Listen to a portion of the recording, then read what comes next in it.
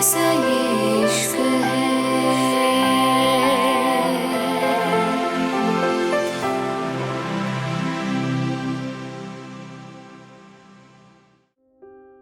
Italy. शाम हो गई थी। रिवांश भी घर आ गया था, लेकिन घर हमेशा की तरह शांत था। वैसे तो रूहानी इतना बात भी नहीं करती थी, लेकिन फिर भी रिवांश को एहसास होता था वो घर में है। रिवांश मार्को को देखते हुए बोला, रूहानी अभी तक नहीं आई? रिवांश की बात पे मार्को धीरे से बोला, वो तो गई ही अभी थोड़ी देर पहले हैं। सर? मार्को की बात सुन के रिवांश हैरानी से बोला, क्या बोल रहे हो? अभी गई है कैसे? और इस वक्त कौन सी शॉपिंग करने गई है वो? रिवांश की बात पे मार्को कुछ सोचते हुए बोला, पता नहीं सर, लेकिन उनको देख के लगा तो नहीं वो शॉपिंग पे जा रही हैं। मार्को की बात पे रिवांश हैरानी से बोला, क्या बोल रहे हो? मार्को सर झुकाते हुए बोला, मुझे नहीं पता सर, आपके बोला था मैं उनको जाने दूं इसलिए मैंने जाने दिया, मैं और कुछ नहीं जानता, सॉरी। जैसे ही मार्को ने यह कहा था, रिवांश गुस्से से बोला, क्या रूहानी अपना फोन साथ लेके गई है? मार्को की बात पे रिवांश ने सर हिला दिया था। तभी रिवांश ने जल्दी से अपना फोन निकाला और उस पे कुछ चेक करने लगा था, और फिर अचानक ही उसके चेहरे पे गुस्से की लकीरें आ गई थीं। दूसरी तरफ रूहानी और रोज क्लब में आ गई थी। रूहानी की आंखें पूरी खुल गई थीं। वो जल्दी से रोज को देखते, ये क्या है? जो भी है बहुत खूबसूरत है। रोज से पहले रूहानी ने खुद ही जवाब दिया था। रोज को देख के रूहानी हैरानी से बोली, क्या तुम कभी ऐसी जगह नहीं आई हो? रोज की बात पे रूहानी धीरे से बोली, नहीं। रूहानी की बात पे रोज हैरानी से बोली, ओह माय गॉड रूहानी, तुम आज तक क्लब में नहीं आई? तुम पक्का रिवांश की बीवी हो ना? लगता तो नहीं है, मुझे लगा था उसकी बीवी तो इन सब चीजों को बहुत अच्छे से पहचानती होगी। खैर छोड़ो, आओ मैं तुम्हें दिखाऊं क्लब होता क्या है। इतना कह के रोज उसको अंदर ले आई थी और रूहानी की आंखें और ज्यादा खुल गई थीं। सच में सब बेहद खूबसूरत था। हद से ज्यादा खूबसूरत रूहानी की आंखें से फेल गई थीं, लेकिन वो इस बात से अनजान थी। न जाने कितनी नजरें उसको भूखों की तरह घुर रही थीं।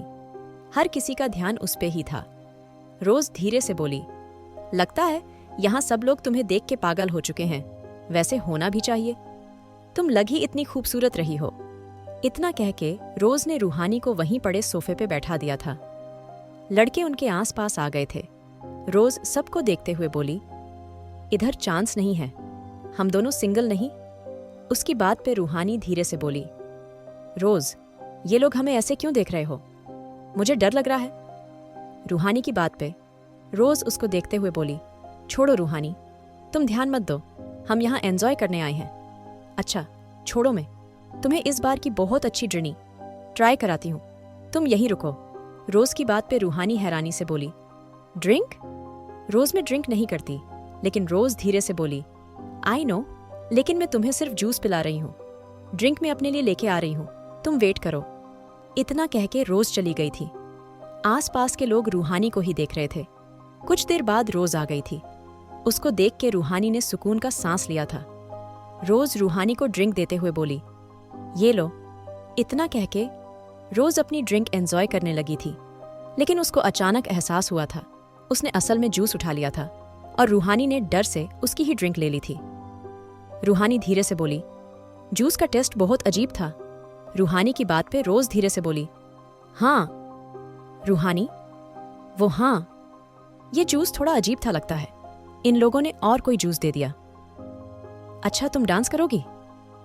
रोज की बात पे रूहानी धीरे से बोली, नहीं रोज, मुझे लगता है हमें चलना चाहिए, रिवांश परेशान हो रहा होगा। रूहानी की बात पे रोज धीरे से बोली, हाँ चलते हैं। अच्छा तुम यहीं बैठो, मैं अभी आ रही हूं। इतना कह के रोज चली गई थी। रूहानी उसको रोकना चाहती थी, लेकिन उसकी आवाज ही नहीं निकल रही थी। रूहानी अभी यही सब सोच रही थी जब अचानक ही सामने बैठे लड़कों पे उसकी नजर पड़ी थी। वो शायद उसको देख के बात कर रहे थे। अभी रूहानी कुछ सोचती, एक लड़का उसके करीब आ गया था। रूहानी धीरे से पीछे हो गई थी। वो लड़का रूहानी के करीब आते हुए बोला, आप परेशान मत होइए, मैं आपसे कुछ बात करना चाहता हूं। जैसे ही उस लड़के ने यह कहा था, रूहानी धीरे से बोली, प्लीज आप यहां से जाइए, मुझे आपसे कोई बात नहीं करनी। रूहानी गुस्से से अपने बालों को थोड़ा खींचते हुए बोली तो वो लड़का धीरे से बोला, लगता है आपको तबीयत ठीक नहीं है। आपका घर कहाँ है? मैं आपको छोड़ दूं?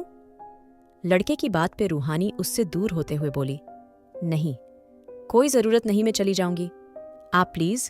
रूहानी की बात सुन के वो लड़का कुछ कहने वाला था जब अचानक से उसको एहसास हुआ था कोई गन उसके सर पे रख के खड़ा है। रूहानी ने जैसे ही आंखें उठा के ऊपर देखा, उसकी आंखें किसी अनजान आंखों से जा टकराई थी।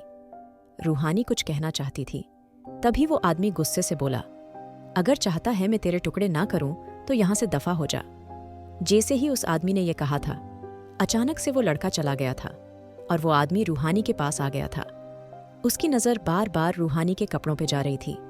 रूहानी उस आदमी को पहचानने की कोशिश कर रही थी, लेकिन चाह के भी नहीं पहचान पा रही थी। रूहानी जानना चाहती थी आखिर ये आदमी कौन है, लेकिन उसको कुछ याद नहीं आ रहा था। वो आदमी रूहानी का हाथ पकड़ के उसको उठाते हुए बोला, चलो तुम्हें घर छोड़ दूं।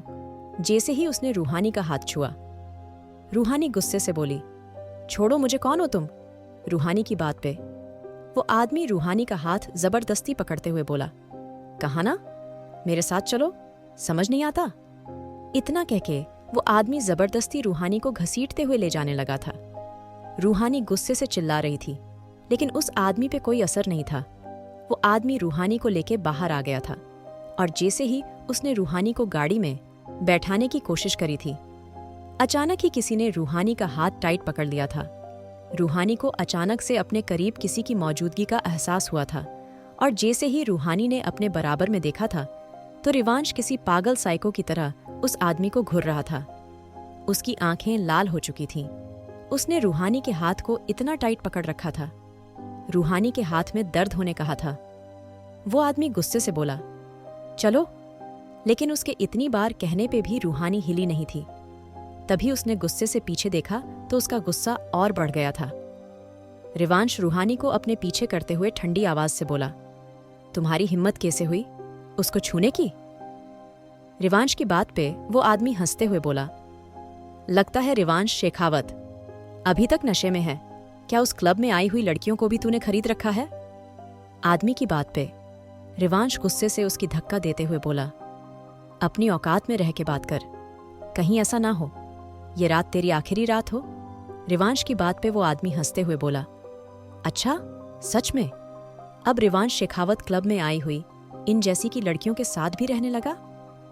जैसे ही उस आदमी ने यह कहा था, रिवांश गुस्से से उसका सर दीवार में मारते हुए बोला, बीवी है मेरी, वो अगर फिर से तूने उसके बारे में ऐसी बात करी तेरी जुबान खींच लूंगा मैं। रिवांश बिल्कुल पागल हो चुका था। उस आदमी के सर से अब खून आने लगा था। रिवांश अपनी गन उसके सर पे रखते हुए गुस्से से बोला, तुझे क्या लगा था पायथन में तेरा धोखा भूल गया? नहीं, कभी नहीं, जल्दी है, तेरी हालत किसी कुत्ते की तरह होगी। रिवांश की बात पे पायथन हंसते हुए बोला, इसका मतलब तेरी बीवी भी है? मुझे तो पता ही नहीं था, अगर पता होता तो मैं उसको ही पकड़ता जिससे तुझे तकलीफ होती। पायथन की बात पूरी होने से पहले रिवांश ने फिर से उसका सर दीवार में मार दिया था। इस बार उसके सर से खून बहने लगा था, लेकिन उसकी हंसी गायब नहीं हुई थी। वो अभी भी वैसे ही सामने देख रहा था। उसकी नजर रूहानी पे लगातार बनी हुई थी। पायथन रिवांश को देखते हुए मुस्कुरा के बोली, तेरी बीवी सच में खूबसूरत है, मुझ जैसे शैतान से बचा के रखना। जैसे ही पायथन ने यह कहा था, रिवांश ने गन उसके मुंह में घुसा दी थी। रिवांश नफरत से बोला, नजरें नीची, लेकिन उस पर कोई असर नहीं था। रिवांश फिर से चिल्लाया, मैंने कहा नजरें नीची कर। अभी भी पायथन रूहानी को घुर रहा था और अगले ही पल रिवांश ने दूसरी गन चला दी थी। उसने इतने करीब से गन चलाई थी, पायथन के हाथ से खून आने लगा था। बुलेट उसके हाथ पे लगी थी। अचानक से इतने दर्द से पायथन जमीन पे गिर गया था। रिवांश नीचे झुकते हुए गुस्से से बोला, इस बार ये बुलेट तेरे हाथ पे लगी है, लेकिन अगली बार तेरे दिल को चीरने में मुझे वक्त नहीं लगेगा।